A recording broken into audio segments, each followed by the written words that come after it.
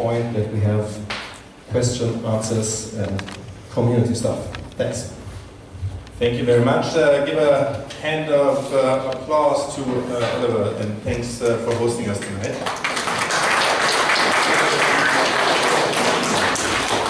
So, Oliver has already introduced you to the house rules. There's one more that we came up with last time, and that was that we have a ladies first rule. So, because we are very male dominated, ladies always have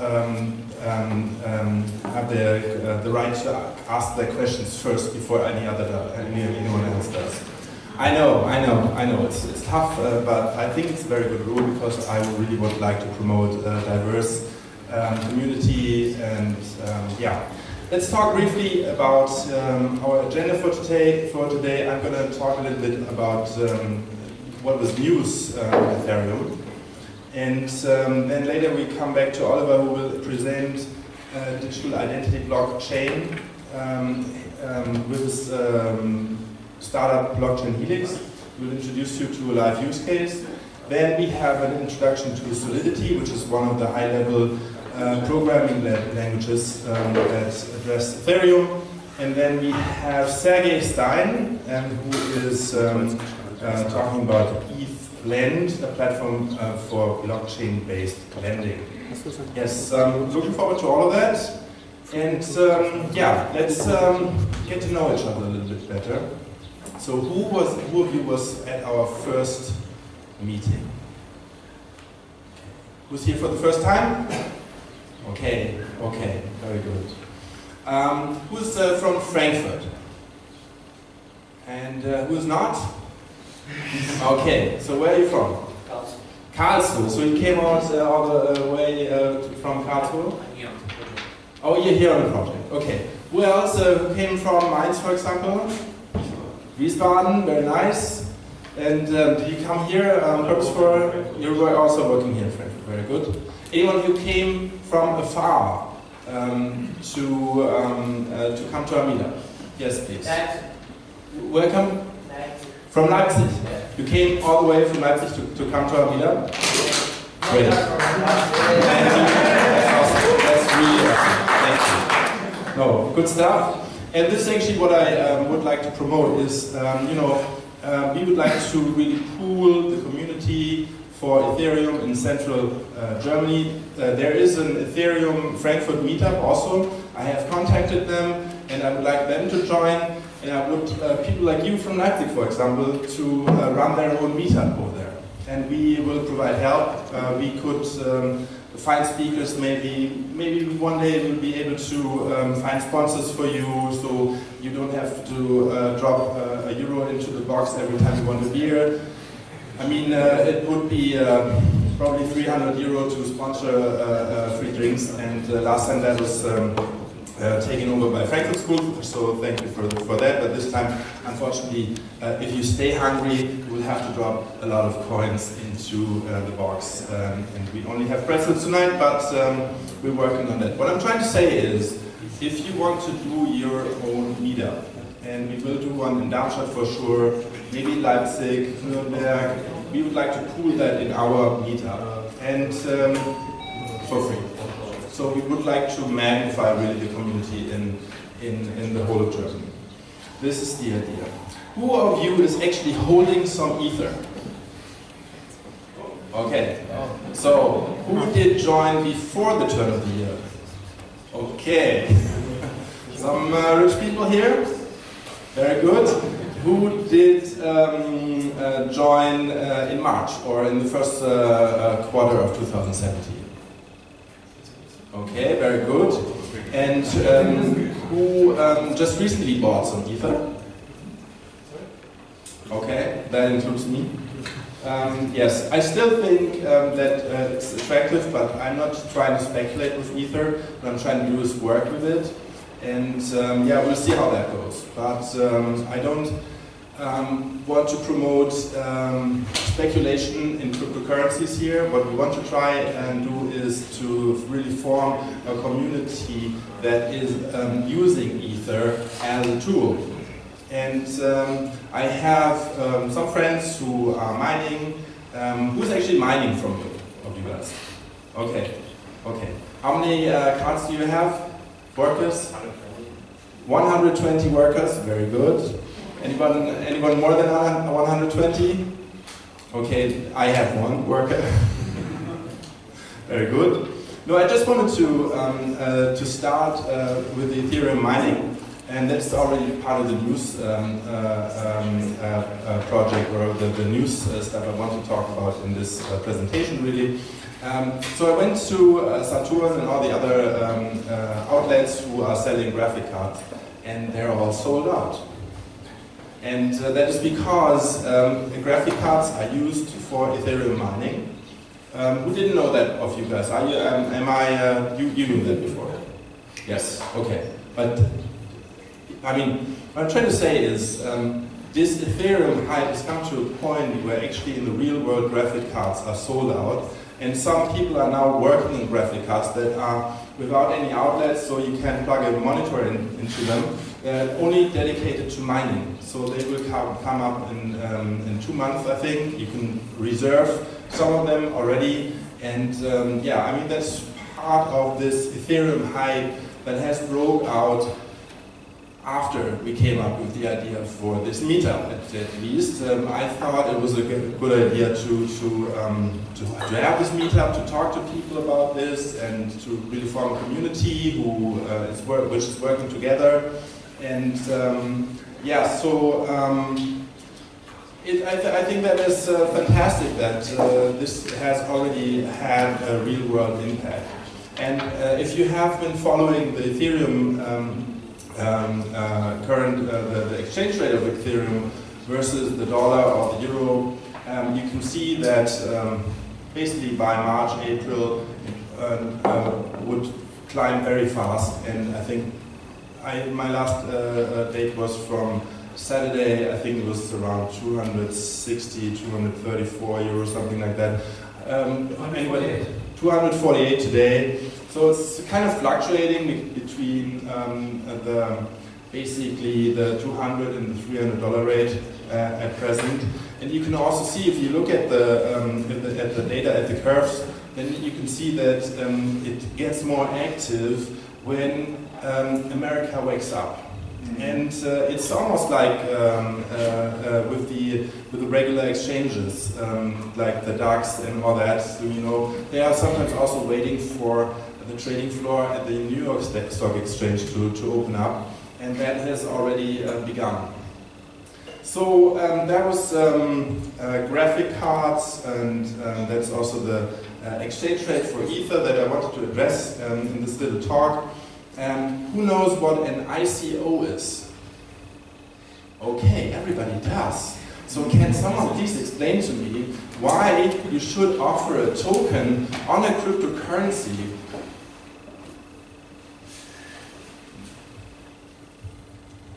Well, it depends on the perspective, but my name is Dr. Achim Henner. I'm from the finance area and also private investor. If you are at large amounts in it, maybe you can chat afterwards. I have lots of experience. And since 2015 in the market, so maybe you can share some things about takes and what's the definition of large amount? About over 6 digits. Okay. And 6 digits on Ether? On euro. Just an idea about people in the world. There are only 2 people in the world bigger than 6 digits on Ether. One is Italian. So. Okay, so that's I just it's the idea to exchange views, and I'm interested in this. Also, if someone here has ideas for ICO, I have lots of contacts to finance institutions, investors, angels, everything. So please contact me. You wanted to explain to us what? Okay, ICO is I mean, the different perspective. Of course, from the images perspective, it's very attractive. I mean, you avoid all seed financing, all due diligence stuff. You just have a specific idea, a team, and you say, okay, it will be great.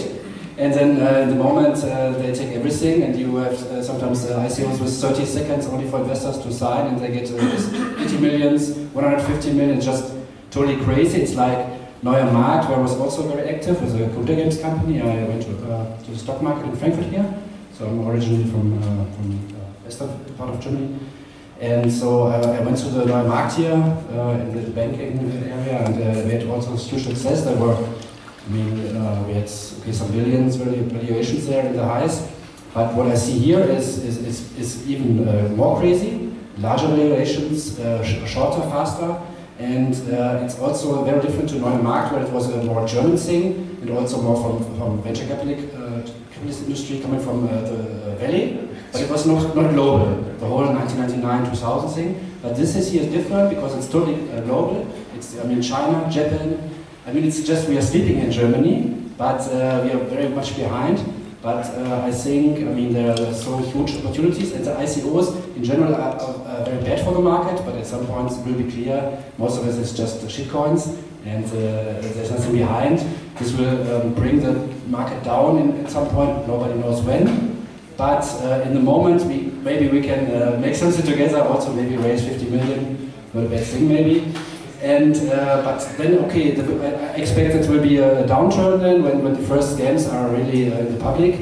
But it doesn't have much to do, I think, with Bitcoin and Ethereum, because it's a serious projects. Also, like, you know, the top 10 of the players, of the blue chips. This is a different story.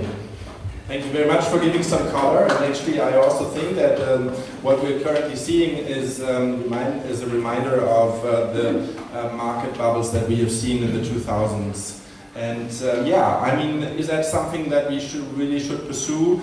What you haven't done is to really explain why you should issue a token that is based on a cryptocurrency that nobody can access. And you know, that's kind of crazy.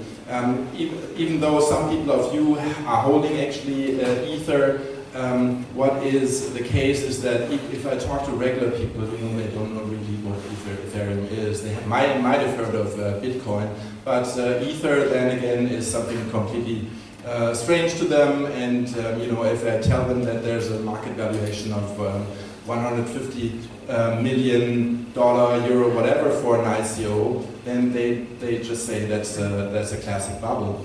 And so basically, I've looked it up.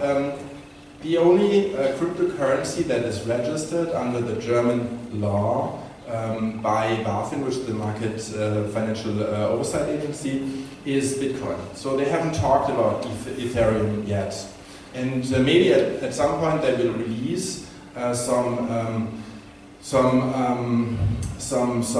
statement on Ethereum or on Ether 2, and what will come of that is that, for example, something like Ethereum mining would be illegal unless you have an allowance that is making you basically working as a banker.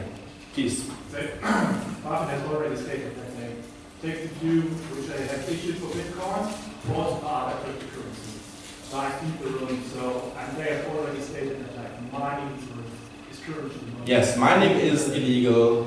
But they would see it qualified as a calculation unit or Rechnungseinheit, so it would qualify as a financial instrument. So trading into it could be something which is covered by German banking regulatory law. Yeah, thank you so much. What he just explained is that that BaFin said that basically Bitcoin is a unit of account, so is Ether, and there are three traits to money. One is a unit of account, store of value, and medium of exchange. So this is basically a unit of account, so you can count it. It is a store of value, even though it's fluctuating very much. And you know, is it really a medium of exchange? Yes, because of the smart contract. So it could be like real money by the definitions that we usually go by. I wanted to stick with the tokens. So with the ICOs, what people are usually doing is inventing a new currency, which is then called a token. And for example, Status has done that in the past month, and they have sold one. I've seen different figures, but one of them was 150 million tokens. Tokens worth $150 million. So, will they ever be able to exchange that money back into euro or dollar? we don't know. Probably the price of the Ether would collapse if they would cash out immediately. But this is something that is currently going on, and a lot of people are buying these ICO tokens. And Status was one of those projects that I thought was more reasonable than others. Even Google didn't have $150 million to start their venture. They do have that kind of money now, but it's all set in tokens. Then you have to change it back into Ethereum, and then one day it could be something that you can buy a Coke with on the street. So real money, basically, what I'm trying to say. So what Status is doing, they want to bring the blockchain to our mobile devices. So they want to build, if I understood correctly, you can correct me if I'm wrong, but what they are trying to do is really to bring an app that you can download onto your smartphone, be it an iOS or an Android smartphone, and then you have something that really connects between the regular people and the Ethereum blockchain geeks, if I may use that word. I include myself in that. And yeah, so we also, there are some startups also in Germany rallying up. One of them is Neufund in Berlin. And what those guys are practically planning on is issuing their own ICO at a time when, you know, this is kind of hip. And what they want to do is not to build something that is helping others, but they want to basically fund other startups with cryptocurrencies. And I'm not sure whether that's really reasonable, because in the past years we have seen something like Companisto or Innovest. Those were companies where you could sort of crowd invest into startups, and it was outlawed by the Lex Procon, which was coming from. Anybody know Procon? That was one of the major cases. Mr. Compliance, please. They were financing alternative energies with so-called Schuldverschreibungen to a big crowd of people, and they got bankrupt. I think it's like coming up with 50% or even less. Which at the end came back to the investment. Absolutely. So they basically were riding this wave of investment into alternative energies. A lot of regular people signed up for shares into that company, or Schuldverschreibung, I don't know the word in English though. And the company went tits up, and everybody basically lost their money. And this is what Neufund or what the Lex Procon, I should say, is trying to prevent. It's trying to prevent that regular people lose their money. And so I'm not entirely sure whether Neufund, which is like this crypto fund for startups that is trying to do the same thing like Companisto and Innovest, and they have seen major problems. I'm not entirely sure whether something like Neufund is worth investing in. And to my mind, we should be very careful with ICOs in the future. If you have any other opinion, or if you have an ICO investment we should talk about, then this is your time. No one? 10x. What's that? 10x. Would you please explain what 10x is? Hello, Nazim Bahir from Karlsruhe. 10x is basically bringing together different cryptocurrencies. So you will be able to pay with different cryptocurrencies without exchanging. Then basically you take your smartphone and a card, a physical card, that's Visa, and you can go and pay with a Visa card. And at that time you can select with which coin you're gonna pay. It can be Dash, can be blockchain, Bitcoin, can be Ethereum, whatever. So that's how 10x works. And they have issued their own token, which is called Pay token, and they had an ICO from 1 week ago, I think, and raised about 60 million altogether in only 10 minutes or something. So and they did that on Ethereum too. Thank you very much. Thank you very much. Thanks for coming up, for both of you, and also for the guy. What's your name again? Christoph, thanks to Christoph for helping us out here to really get this discussion going. If you want to contribute, please do. Good. So on the news, I also would like to talk about the flash crash. Does everybody know what a flash crash is? Yes, everybody does? No? No? Who does not know what a flash crash is? Okay. So let me try explaining that myself. So basically a flash crash is when you have a rate of exchange for any given security, be it Ether or be it a share in a company, and you have a regular level where it's fluctuating, and all of a sudden it crashes down to virtually nothing and goes back up. So this is what a flash crash is, and most of the time this is due to, what's that? It was for Ethereum for last week. That's right, that's right. So like I said, I'm trying to report on the news that I've gathered in the past couple of days, and one of them was this one big event in the past month, I should say, since we last met, was actually this flash crash where Ethereum, I think, dropped from $286 to $10. $13. No, it was not $13, that's what Handelsblatt reported, but it was actually down to 0.1, I think, so 10 cents. And so it's almost like you jump out of an aeroplane with no parachute, thank you. Anyway, so basically, in a matter of just a few minutes, the whole Ethereum course exchange rate collapsed to virtually nothing and went back up to somewhere in the vicinity of $300. And this is not really providing something that is, I would call trust. I would not say that this is really instills something that I would like to invest in. This does not give me this idea that this is something that is actually something that is worth trusting. And but on the other hand, I also want to say that this has happened in the so-called real world as well. So, for example, there was a major flash crash at the New York Stock Exchange just a couple of years ago, and this may be due to some instruments that are manipulating the course, the exchange rate of and these algo traders. So basically, people are writing code to trade on certain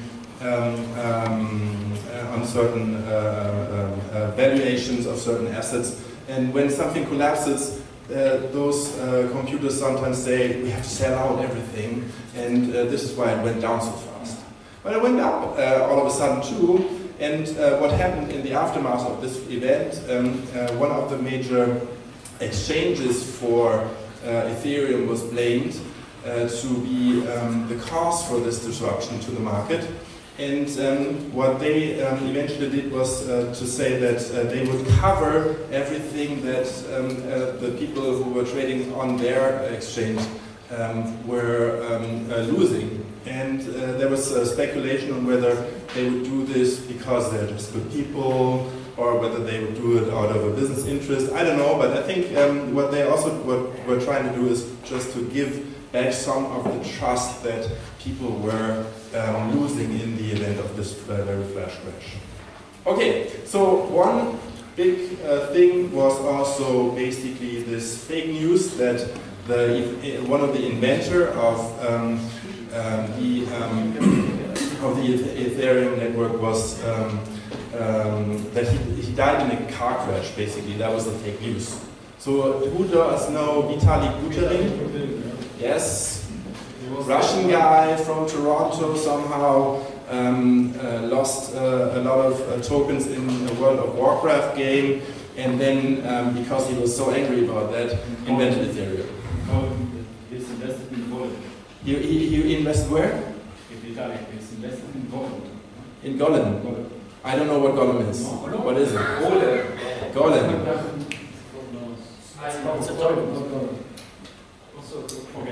Okay, no worries. If you can, if you want to explain it to us later, there's no problem. Please just come up to us. So basically Vitalik Buterin is the driving force behind Ethereum. He has presented this idea, I think, a couple of years ago, 2 years, 3 years ago, and then really invented this Ethereum program blockchain, or a programmable blockchain, and nobody really believed that it could work, but as it turned out, it checks out, so everybody is now working on programs for this blockchain, and this is really the good thing that I would like to foster as an idea, that there is a trustable blockchain, trustworthy blockchain that we can use to program stuff. I myself, I'm working at a fintech company here in Frankfurt, but I also organize the Make Rhein-Main, which is basically a maker fair where people come together with 3D printers, drones, and all kinds of stuff. And what my idea was that you know, you could build a 3D printer or whatever gadget, and people could from all over the world, without going through a bank, just pay for the use of this 3D printer, drone, or whatever. So if I'm sitting here in Frankfurt and I want to put on a light bulb in a school in India, I just send my Ether to there, and I can be sure that if the light bulb is working, this energy will be consumed so that the kids in school have light while they're working or whatever. So that was my idea, and this is what I was trying to achieve together with you guys. This is why we founded this Meetup. But I got distracted. I'm very happy that I have these little notes. So basically, they said that Vitalik had died, and then the exchange rate in a car crash, and then the exchange rate of Ethereum went down, and Vitalik on the next day, I think, posted a photo of himself. He looks like a real programmer. Posted a photo of himself on his Twitter channel, and so people could see that he was alive. And instead of providing a timestamp or like any other proof, he just provided the latest block on the blockchain in a photo, so that we could see that he was really alive. And the hashes, yes. Thank you. So, I'm coming to the end, but I think the things that I have covered here, that we have covered here together, leave us with a couple of questions. One big notion is, are we looking at a bubble? Who thinks this is only a bubble? No one. One person. Why do you think it's a bubble? I've never seen a rise like this in the past in the stock market. Okay, but you know about the new market, neue Markt, and all that? Yeah, I think I've seen a comparison between the cryptocurrencies bubble and the bubble seen in the stock market. I think the stock market's risen in the time range like 10 years. Or, yeah, so it's basically like, what's the name again? Achim, sorry. It's basically like Achim said, it goes up faster, it goes up quicker, and I mean, this could make it even more dangerous, you know, but I'm not here to advocate investing in Ethereum. I am here to advocate using Ethereum in a smart way. You were going to say? I mean, you must look, we have a difference between currency and asset. Asset, I mean, the smart contract in Ethereum.